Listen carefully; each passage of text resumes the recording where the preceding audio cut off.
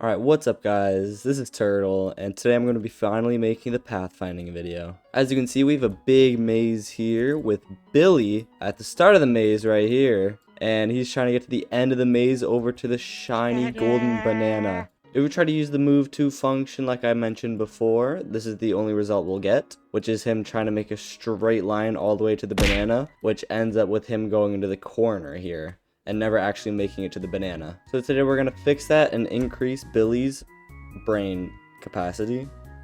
Sure. So first off, we need the pathfinding service, which is game get service pathfinding service. And then we'll get a bunch of variables for Billy just to make it easier. So local Billy is equal to script.parent. I'm also going to change the script name just to make sure I'm organized. Then we're going to get Billy's humanoid. And lastly, we're going to get his humanoid root part. I like to abbreviate it like this. You don't have to, though. You can make it humanoid root part. But I just personally like to abbreviate it like that. We're going to create the actual path that Billy will be following using pathfinding service, create path. And as you can see there are some agent parameters, which you would actually need some curly brackets to create. And just to stay organized, I'm going to hit enter 3 times here just to create this kind of gap. And now there are some things we can put in here that I won't personally use all of them. These are just optional, of course, so you really don't even need this at all, but if you'd like it, you can. So some of the things we can put in here are the agent radius, which is how wide our NPC actually is, which will determine how he goes around corners. And then agent can jump is just a boolean, which you can set to either true or false. Agent can climb, which again is just true or false. We can set that to true if we want him to climb up truss parts. Waypoint spacing we'll get into later, and costs is a little more complicated, but it's usually used for terrain, so NPCs will walk on certain terrain more than others. So create path here, we're just gonna make agent radius. We can just make it say 3, and then agent height is equal to 2. I'll change these to commas. And I don't really need our agent to jump since he's just going through a maze here. Now what we need to actually do is path compute async. So now we're making little waypoints to the finish line, which I'll show you here in a second. So we're going to start it from Billy's humanoid root part dot position, and we're going to finish it at workspace dot banana dot position. But of course this is where you want wherever your NPC to go. So we're going to take our NPC's humanoid root part position as a start, and as the finish as wherever you want it to go dot position. So now we're just going to make sure that an actual path is viable. So if path.status is equal to enum.pathStatus.success, then we will get the waypoints created by this path compute async. So local waypoints is equal, Roblox is just finishing my code here, path get waypoints. Now what we're going to do is I'm just going to firstly show you guys the waypoints, just so you guys get a better understanding of how it works. Now if we run this, a path should show up, which none does, so there's obviously an error in the script. Hold on. We'll do some bug finding here. We'll warn path unsuccessful, just in case that's the problem. And yeah, so the only reason it's not working is because the path is unsuccessful here. So I think I will get rid of this. I'll get rid of the agent radius and agent height. That could be the problem. Yeah, okay, there we go. So now these waypoints have showed up, going all the way. Okay, these are actually hard to see. I'll change the color of these. So as you can see here, some waypoints showed up, kind of dotting how Billy would get to the end. So as you can see, it goes all the way around.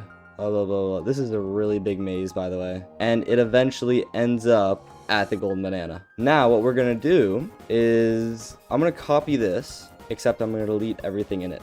This is gonna be our actual loop that will make Billy move from waypoint to waypoint, which is how pathfinding really works. So if you do humanoid move to, we want to move to the first waypoint dot position, and then we're just gonna do humanoid dot move to finished wait. So now it'll wait until he has moved to the waypoint here, and then it'll run the code again with the next waypoint. So if we run this now, it should work. Yeah. So as you can see, Billy is just moving his way from each waypoint to each waypoint. I'm going to speed this up just so Billy gets there faster. I'm going to double his speed. Actually, no. Let's make him super fast. So you can see him going there. He is absolutely zooming.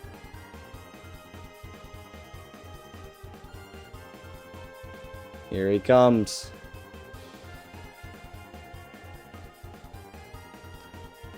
And he has made it to his final destination, the golden banana. But that's about it for the waypoints. Just some little things if you do not need this.